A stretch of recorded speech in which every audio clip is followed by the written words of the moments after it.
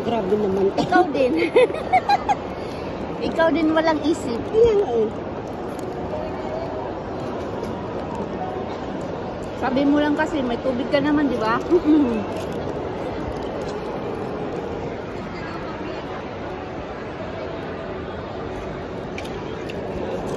Always na lang. Akala ko talaga si Lun yung kanina. Nung hindi mong malayo siya. Ay, hindi ko. Nakita mo naman yung ano niya, no? Yung BF niya, no? Nakita ko na yun. Hindi ko man nakita. Nakita ko na Ayaw yun. ko ipakita sa akin, di ba? Taga-Cebu kasi. Ayaw niya daw. Kasi baka daw oh my God, sa ganyang bagay, hindi mo na dapat. Ano pakialam mo dyan? Ano ba? Wala akong, ano ba yung tawag there? Wala akong karanasan.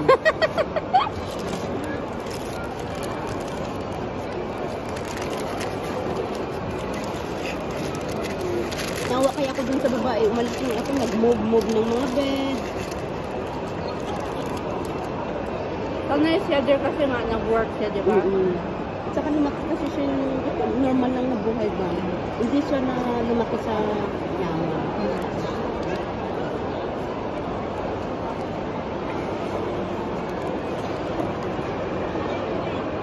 Kasi sunod si Edmar na naman message ko. Tara Edmar, doon naman tayo sa... At hindi yan magindi eh. Diyan sa, ano, sa hotel. Ngayon problema si Edmar eh. Pagbalik ko na lang there.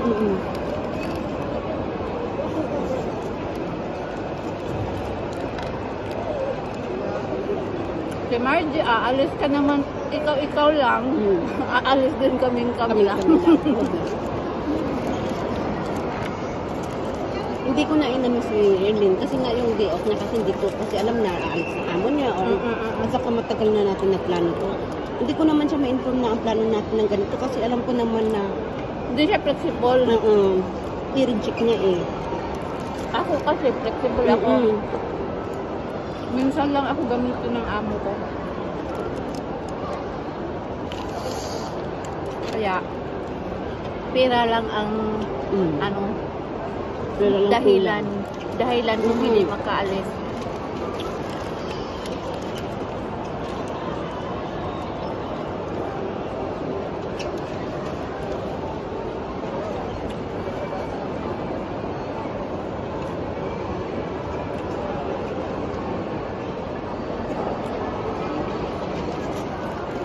Hindi ko pa alam kung anong requirements pag-uwi. Ayun pa rin yung e-travel pass. Pero may nakita ako doon, hanapin mo nga sa link ngayon.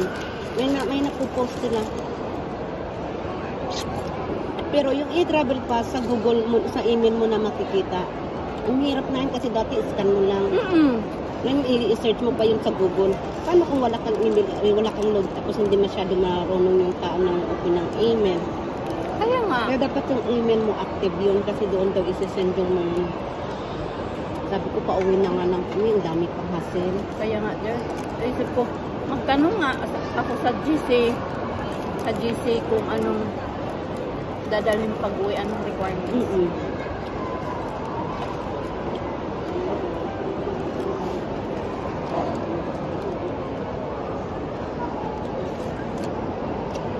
Ngayon may idea na ako kung if ever magpabook ako ng ticket, gusto ko yung dati na oras para hindi ako mag-stay ng Manila ng matagal. Anong dati na oras? Pero nang pag-uwi ko ngayon. Okay. Kasi dati lang, one day ako mag-stay sa Manila and one night. Kasi darating ka man ng, darating ka doon ng hapon. Okay kung darating ka ng umaga kasi first flight ng Airpal is umaga.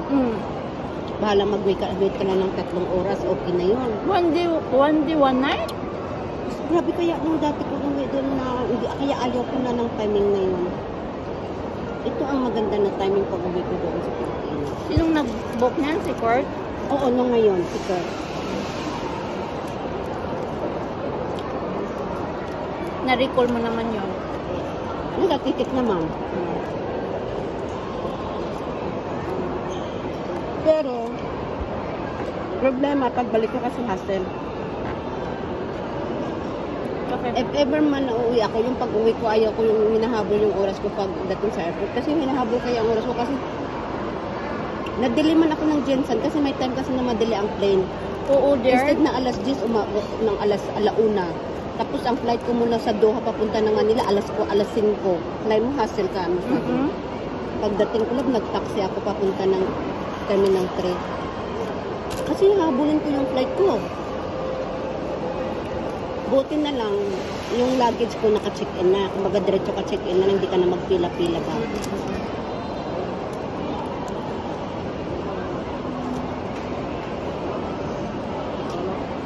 Na-experience ko yan last year sa France. Grabe Habol-habol. dear. Lahat ng tao sobrang crowded ng airport sa ano. At mag-offer sila ng bus, anong oras, madami ka pang dadaanan, darating ka sa pupuntahan mo, late ka na sa flight. Tapos ang mga tao sa Turkish, hindi sila magtulong there. Bakit kasi may stopover pa? Ganun talaga there eh, walang direct din. Every time, ganun ang mag-stop over. Kaysa mag-train ako. Direct flight pero mag-train ako. Eh hindi din ako marunong mag-train. Lalo na pag inosente tayo. Tapos hindi pa masyado yan sila makasalita ng English. Basta nung last year there, miracle lang siya. Nagtanong ako sa isa sa mga employee doon. Hindi niya ako inintindi there. Pero may passenger na karinig sa akin. Siya ang tumulong sa akin. Buti na lang. Grabe. Tinanong niya ako, na ano ka, na-delay yung flight mo. Ayan, tinulungan niya akong maghanap sa ano ko.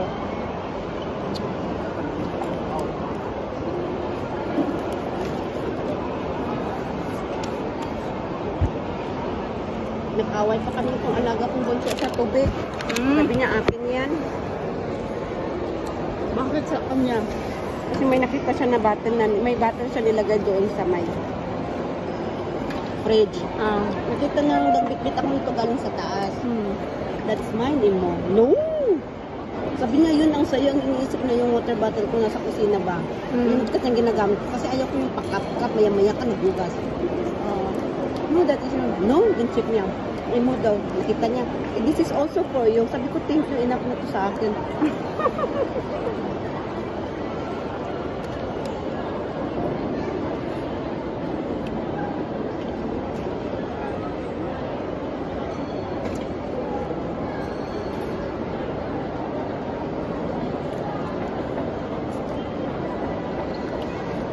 Tapos kahapon ng umaga ba, kunto din kami ni Amo, babae. Matao din dito din, no? Iba din. Di marinig chismis natin. At hindi kasama akong chismis. Pero? Oo, okay na. Sabi niya, Amo, 4 kids, paano ko daw na-handle ba?